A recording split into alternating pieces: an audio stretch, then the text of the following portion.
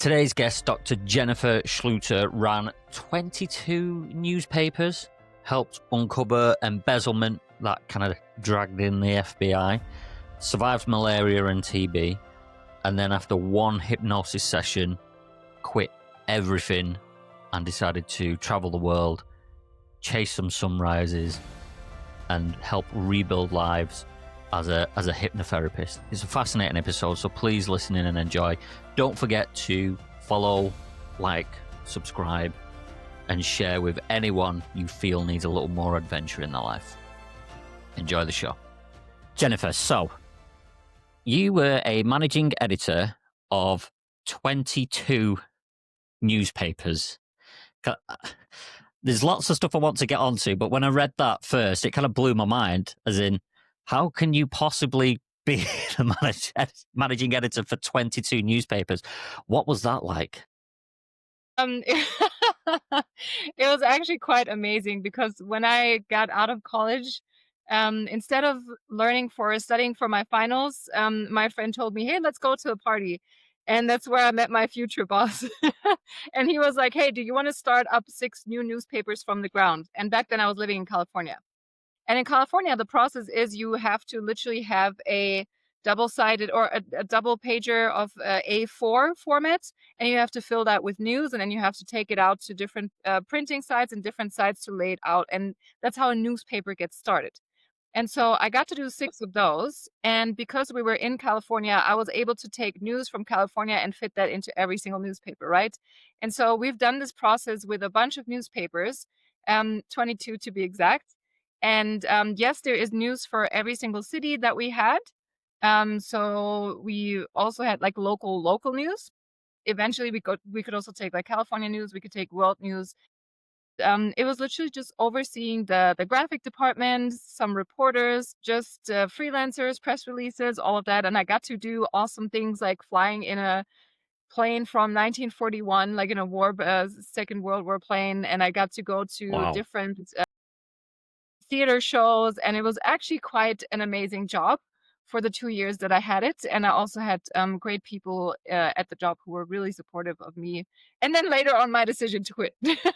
And so it was quite fun. I have What was nothing bad to say about it. obviously, what was the best kind of story that you were able to put out very quickly? Okay, let me make this so that it's anonymous because it was it ruffled some feathers. There was a city that was embezzling funds, and our reporter uncovered that one, and it got the FBI involved and all of that stuff. So that was quite exciting. Yeah, it was quite exciting. It was good, and it was a very very exciting times, but also at the same time very nerve-wracking times, of course. I can imagine. Yeah, let's say no more on that one. I think that's all I can say. What was it that led you to kind of quit then? You mentioned about quitting then after a couple of years. What was it that led you to quit?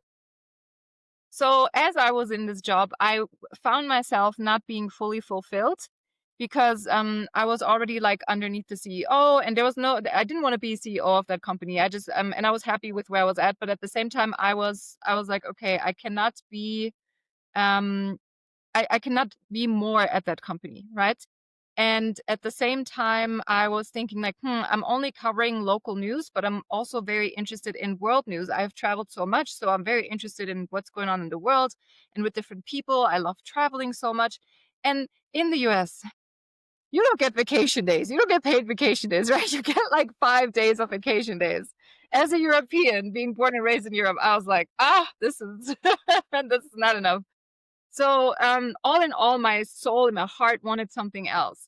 And with that, I was quite unfulfilled because I was like, this is not quite the right thing, even though it's so much fun and it's great, but it's not the right thing for me.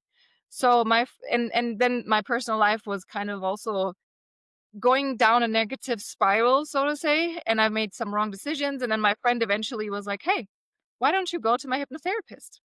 And I said, "I don't know what hypnosis is, but I will try it. It's okay. I'll try it." And then I tried it, and I just remember that she put all of my problems into a hot air balloon basket and I let it fly.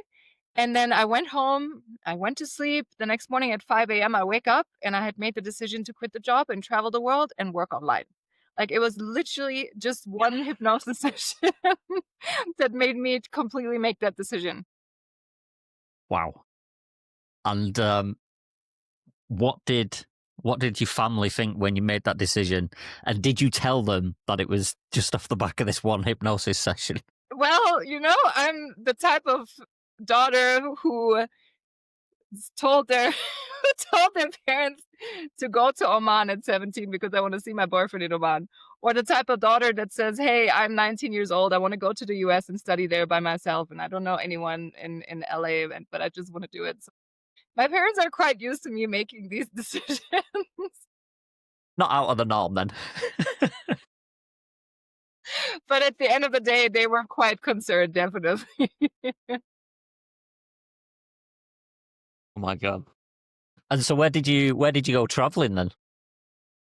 I started off going, so I left in April, and the first thing, I think I went to Morocco together with my mom because she always wanted to see the African continent as well. Then I went with a bunch of friends from LA. I actually went to Scandinavia. We went to Denmark. We went to Norway. We went to Sweden for Midsummer Fest. It was beautiful. And yeah, different places in Europe. And then eventually at the end of the year, I went to Tanzania. So different places, quite a lot of places. Like, kind of, some of it mirrors the traveling I did. So I did all of Scandinavia. So, flew into Sweden, Stockholm, had a car out, and we drove around Sweden, Finland, and Norway. But what did you think of Norway? I fell in love with the place. Absolutely. Norway's nature is, and we went in summertime, right? And so I told Yeah, my friends, same. here's another crazy. Yeah, it's beautiful. And so it was still where it was bright at night. So I told my friends we want to hike Trolltunga, which is a very famous rock that looks like a tongue, so to say, and you can hike that. You did too, I'm sure. Yep, But I I said, did. Yep. I said, I want to hike it so I see the sunrise from up there. So we're gonna hike through the night. And we hiked in a full moon night. Everything was bright, and we saw the sunrise up there, and it was just magical. Like, Norway's nature is incredible. It's breathtaking, isn't it? I desperately, desperately want to go back to Norway. I cannot recommend it enough. If you like mountains and crystal clear water, it is the place to go. It's unbelievable. But then you do get a cruise ship just coming along spoiling it.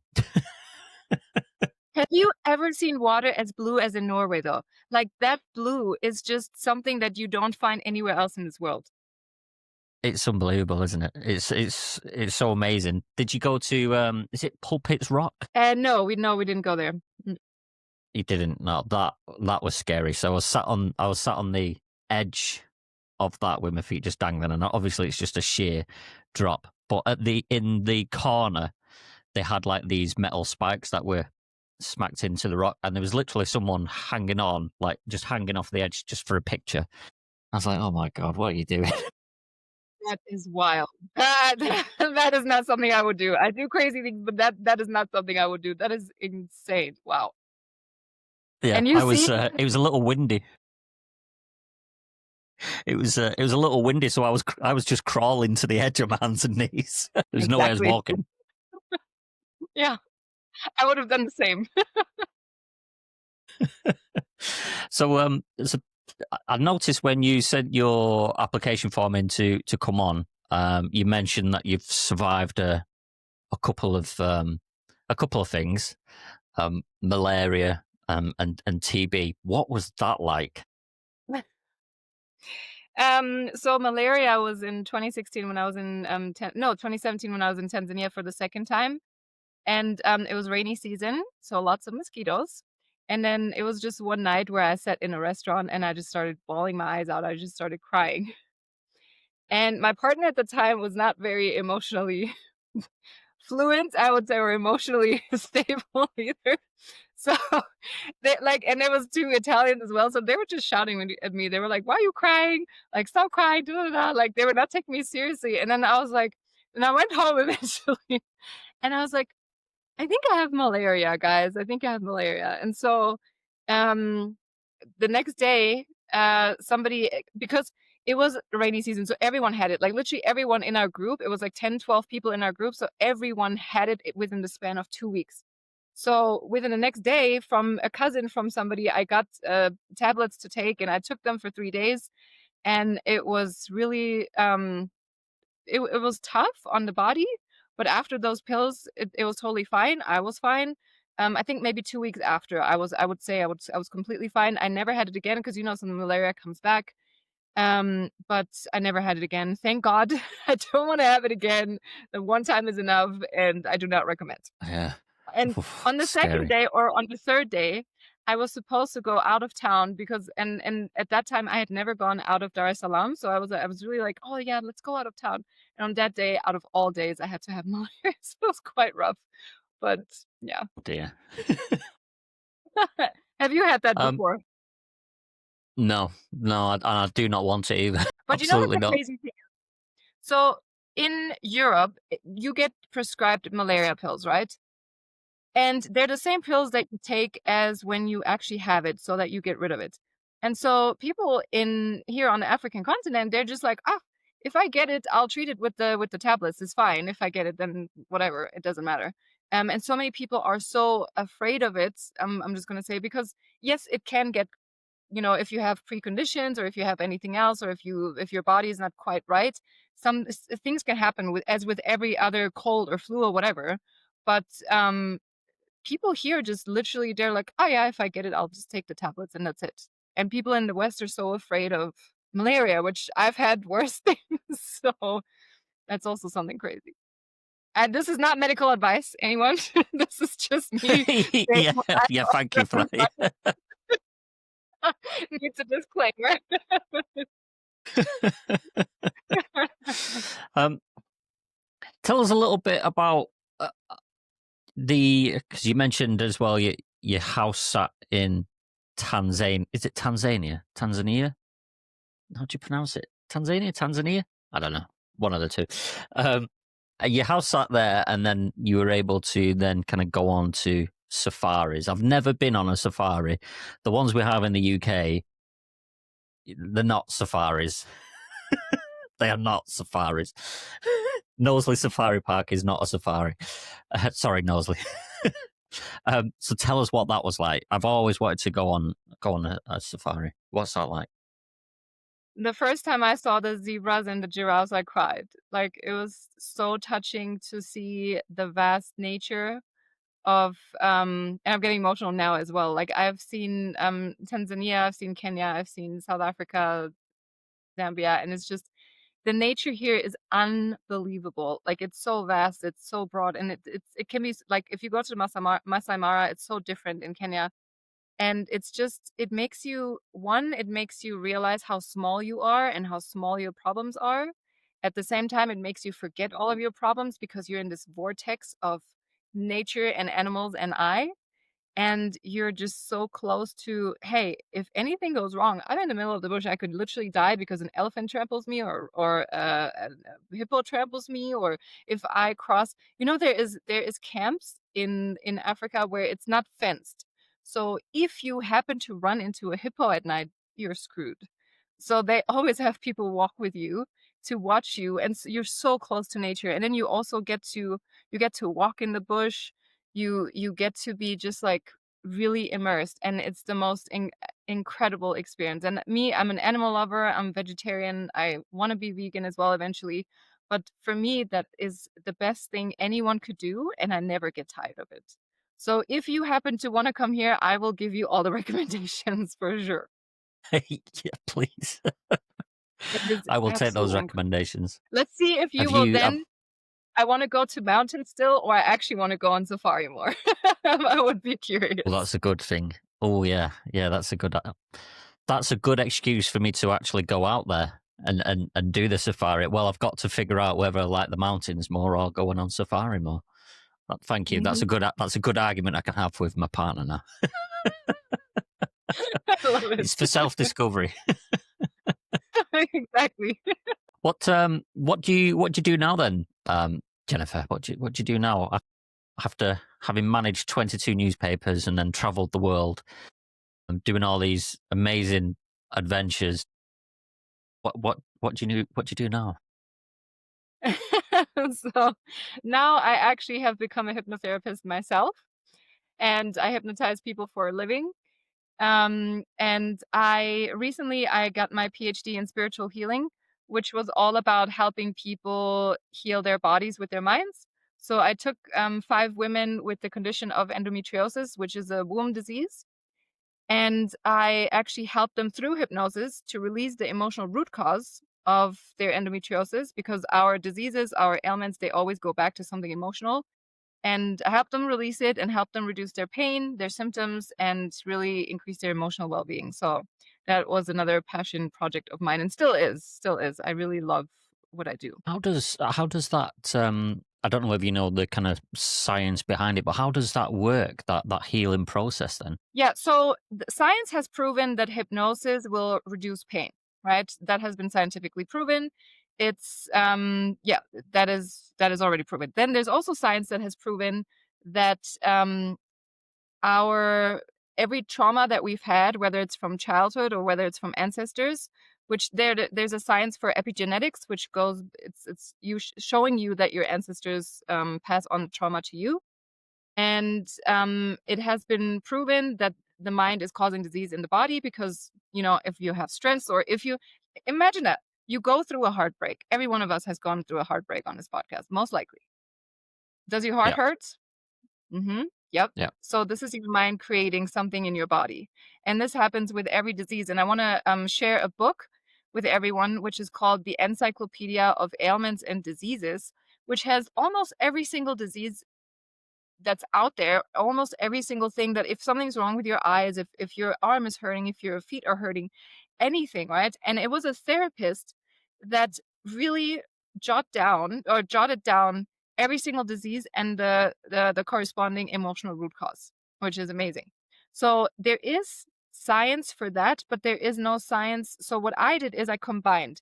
I said, okay, let's do hypnosis to reduce pain and symptoms, and let's release the emotional root cause. So combine these two and help the women therefore really also increase their emotional well-being, which I want to partner with a medical doctor and to really see this through and get a scientific study done where we actually accompany women for longer time, and where we actually can maybe even show healing of the disease. So, and then go into other illnesses or diseases, and show the same, that we really can heal our bodies with our minds. amazing. Now, I've always been quite ignorant and closed-minded to hypnotherapy, purely because I've when I was younger, you obviously see TV programs with it on, and people are making people, I don't know, cluck like a chicken or whatever it is. And you see these stupid things, but that's always just been ingrained in the back of my mind. So I've always kind of doubted hypnotherapy. But when I got into coaching, and started to became a coach myself and certified as a coach myself, obviously started to realize some of the benefits and better understood hypnotherapy as a whole. So, tell us about how hypnotherapy works, just in general, for those people that are listening who are like me and quite ignorant to the practice. So I want to make a distinction, like you already did, between hypnosis and stage hypnosis, is what it's called, where people Okay. make people cluck like chickens, or make or make onions taste like apples, which is hilarious. So this is something you can do, or forget someone's name, or forget your own name, right? You can do this, and there's a whole thing. I'm not going to go into it, but then there's another aspect, which is hypnotherapy. In both, you do the same thing. You relax a person's mind so that they will forget to think, to analyze, to criticize, to judge, like you're doing right now in this conversation. As we're speaking, you're judging, analyzing, thinking. Maybe you're drifting off somewhere else, but you are doing things and you are thinking into our conversation, right? And with hypnosis, when we relax the brain, when we relax the mind, we turn all of that stuff off. So we get to go below the surface. We get to go where you normally either are afraid to go, you don't want to go, you may not want to go, or where you actually want to go, but you don't know how to. Because nobody ever teaches us how to really access that side of us. we can access this side of us with hypnosis, with breath work, with meditation, with EFT, with all other kinds of modalities as well. I like hypnosis simply because it gives me action steps. Like, okay, you have to relax the body, then you have to relax the mind, and then you can do a whole lot of processes inside a hypnosis session as to where you can help people with anything really, with their health, with their money, with their relationships. Anything goes back to either a childhood trauma, or it goes back to ancestral trauma, or it goes back to past lives even. And you can help people with really anything, because somewhere down the line something happened to us that caused a problem. But at the end of the day, I wonder if you agree on this, Ian, is that every wound that we have goes back to low self-worth or low self-esteem. Like, there's somewhere along the way where we lost the belief in ourselves, the belief that we cannot have a happy relationship, the belief that we cannot have a lot of money, the belief that we cannot be healthy. Like, somewhere along the line that was lost, and it always goes back to self-worth. And tell me if you agree on that. Yeah. I really do. Yeah, massively agree. Yeah, it's it's such a big thing that I go through with my clients as well, and it forms a lot of why. So I for those that don't know, I take my clients through a program called Dream Builder, which is all about living a life you would absolutely love to live. And some of the things that come up as we go through that program, the limiting beliefs that they have, all stem back to something like what you've just been through. And we tap into how we can help them, or give them tools to start to overcome those limiting beliefs. So yeah, I really agree with what you were saying then. So you mentioned then there was two types. There was hypnotherapy, and was it staged hypnotherapy? Did you say Stage hypnosis. Stage hypnosis. Yeah. stage hypnosis? Right. Okay. And that's the one where you click your fingers and someone starts dancing. That's the distinction I made, because simply I want to make sure that people understand there's a therapy part in hypnotherapy, even though we could call that hypnosis, and we do hypnosis sessions. So I just wanted to give a different word. I wanted to help you associate that with a different word. And then there's stage hypnosis, which is what is done on cruise ships or on stages or on TikTok videos or something. Right. Okay. Okay. And the hypnotherapy that you go through with your clients, then you say you relax the body and then you relax the mind. What other kind of things do you go through to allow your clients to go to go deeper, as you say? To focus on their breath and then relax the body and the mind. That's pretty much it. But I Okay. tell them before, for someone who has never done it, I always tell them before to do something that they love, so they can actually already kind of tap into that state. Because when you think of something that you love, right? Do that right now. Think of something that you really love doing. Maybe it's dancing, maybe it's drawing, maybe it's writing poems or something. You forget all time and space when you do that. So I really Mm. like to give my newbie clients that, so they can actually really relax their minds and their bodies. And what does that do then to the mind to allow them to go deeper? Obviously, it's relaxing the mind and kind of blocking out the noise, I suppose. Mhm. And it actually allows you to go from, so right now our brain waves are faster as we speak, as we talk, as we have our eyes open. So once you close your eyes, you turn off, I think it's 70 or 80% of all everything that's going on around you, all the distractions, right? Already. That's a lot. And then I also give you some cues. For example, just listen to your breath and to my voice, which is going to give you a cue to simply focus on this moment, being present and focusing on your body, focusing on really connecting with yourself, with your body, with your mind, which is often something that we don't do because we get distracted with social media, with advertisements that are thrown at us, with other people, with their problems instead of our own. And our world is a huge distraction. So I really make sure that someone comes back to themselves and comes back to the present moment, which is also something we often not in, because some of us are very anxious. We're always concerned about the future, and some of us are very depressed as well, and we're always concerned about the past and we regret things. So it's really about being in this very present moment as well. Excellent. And who is it you specifically help? You mentioned earlier that you helped women with endometriosis. Is that still who you help now, or do you help a range of people?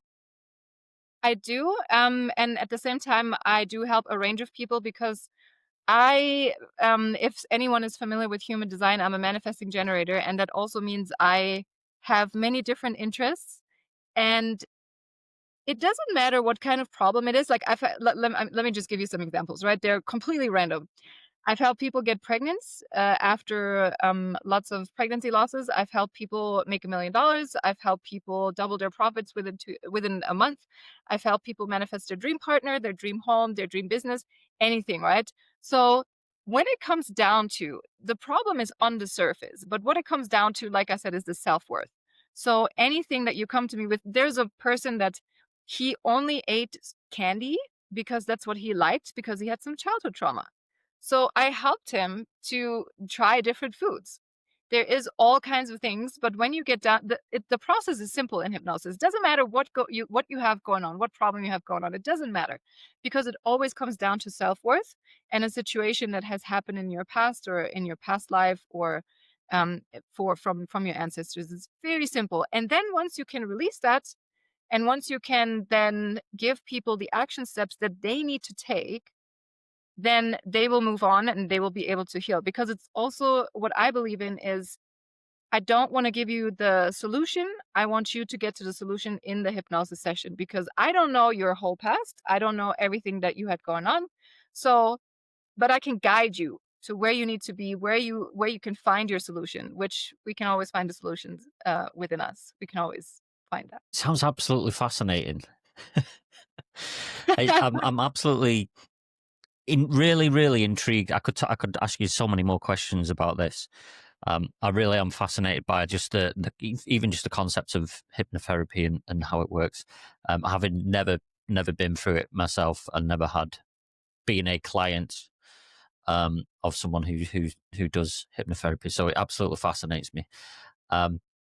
You mentioned something then, human design. And manifestation. Talk about, I don't know if you know too much about it, or what you do with it and how you use it for yourself. So talk us a little bit about human design, because I've had that come up with a couple of other people who I've interviewed. And again, it's something I've never specifically researched into myself for my kind of coaching with my clients. So it may be that I touch on elements of it with my clients. But what do you do, and how do you link that into what you do with your clients? Yeah. Are you still Okay. there? You're there again. Yeah, There you are. I'm still Yeah, here. I think it just glitched for good. a second. Okay. So talk about human design. Yes. Okay. So human design is a concept which, there are different concepts that go within human design, which is astrology, gene keys, I Ching, and a whole bunch of other, I would call it, data constructs that have been combined into one, that will give you clues about your personality and how to live your best life. And for me personally, it has helped me understand myself very well, and how to deal with things and people, how to deal with my emotions, how to make decisions. And so it's really just a guide to help you live a better life. And it's very powerful and a beautiful tool that I use with my clients, and that I use for myself as well. So it essentially gives you pointers as to how you think and handle certain situations without actually knowing how you do it up front. It just kind of clues you into those different elements. Yes, and how to perform best, like how to live your best life as well. Like, for example, Interesting. if I didn't know I was a manifesting generator, and it's normal for me to have so many different interests and, start things and then end things and whatnot, I would be like, am I a failure, or why am I not, pushing through with everything that I really want to do? Or, for example, when it comes to making decisions, I am very emotional. I go through high highs and low lows. And human design explains that super well, because it says I have an emotional authority, which means the best way for me to make decisions is actually to wait, to go through my highs and through my lows, and then make the decisions. And that has helped me a lot. Right. Okay. So it's told you to just be patient and go through that emotional ride, and then come to come to the decisions. Excellent. So Jennifer, what was it that set you on to coaching? So going from editor of a newspaper to traveling the world and the kind of adventures that you've been on, and hot air ballooning and what have you. What led you into the coaching realm? So, as I've said, I have many different interests. And at some point back in 2019, I was filming a documentary about township entrepreneurs in South Africa. I was doing translating jobs. I was working for my mother in her office. I was doing, what else was I doing? I was doing hypnosis. And then there was something else I was doing, I think social media or something for people. So there was a lot of stuff, right? I burned myself out, as you may expect, right? So I wonder I why. burned my. You would have never guessed. You would never guessed. So I was waking up crying, even though I was in Egypt at the most beautiful beach, and I was just walk away from the beach, and it was beautiful. I was broke. I was crying, and I asked my dad. I was like, "Dad, can you please just pay for my ticket home? I'm exhausted. I'm tired." And it also happened to be the time that I got my TB, my tuberculosis, for anyone who doesn't know what that is. So I was in a very bad state. And then eventually I was like, okay, I have to make a decision. I cannot keep going like this. I need to focus on one, because if you give one thing 100%, then what's going to come out? 100%, right? If you give two things 50%, then yeah, they're going to be like 50%. So I was like, okay, I need to focus on one thing. So as hypnosis was just beginning to start growing for me, because back then also I was doing a podcast, my own podcast, and I was handling 3 clients that were doing exchanges for me. Like one was doing social media for me, one was doing my website, and another was doing my podcast stuff. So I tried to get that rolling, but I couldn't because I had so many other projects. And that's when I decided, okay, I want to do hypnosis full time because I get the most satisfaction from actually seeing people change. And I have a natural gift for it as well, because people come to me with their secrets, with their deepest things that they have experienced, and they just tell me that. Like I could meet you tomorrow on the street, and that person would just tell me everything, right? So I call it a gift, and it's just who I am, and it's what's also fun for me, very much fun, and that's why I decided, okay, let me dive full time into this. Excellent. I got into coaching because in my professional life was as a project manager, where you're managing teams, etc. But part of the role is mentoring junior staff, so project coordinators, and helping them to become and step into the role of project managers and how they can develop their career, etc. And someone told me that I'd be a good coach, and I was just, at the time I was like, what's that? I just thought it was some hippie tree hugging nonsense at the time.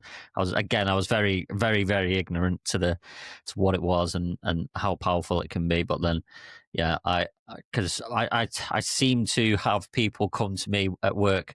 I'd be on calls, and then the call would end, and someone would ring me back after the call, and they'd just be venting to me for half an hour. I seem to get a lot of people venting at me, not about me, but just about the world in general.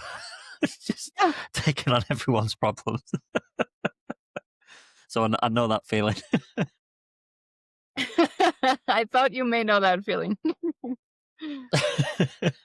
So what's your kind of journey from now then? Where are you taking your business, and what kind of adventures have you got lined up for yourself in the future? Adventures is I want to settle with a home, but still travel. So my adventure is actually the finding a home and really being in that home.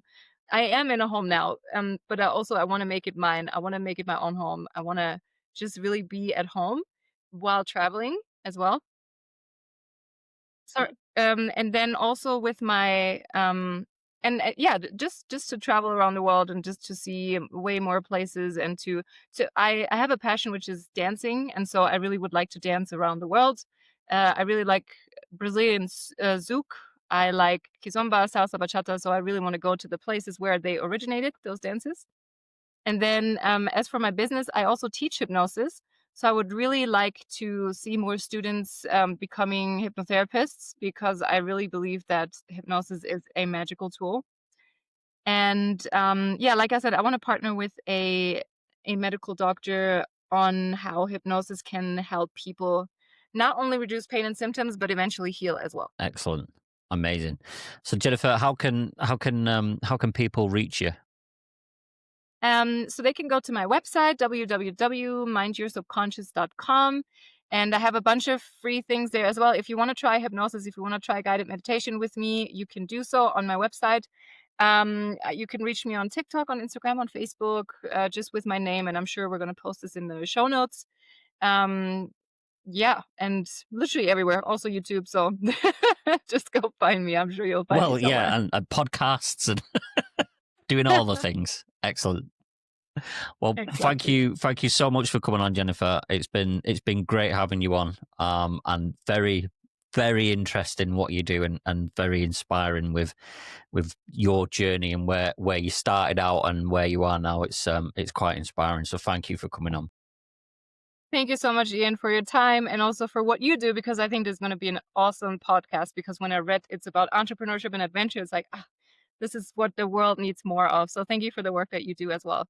It does need more people to be adventurous and purpose driven and creating their own businesses to solve the world's problems. So thank you. Exactly. I appreciate you saying that. And thank you for having me on.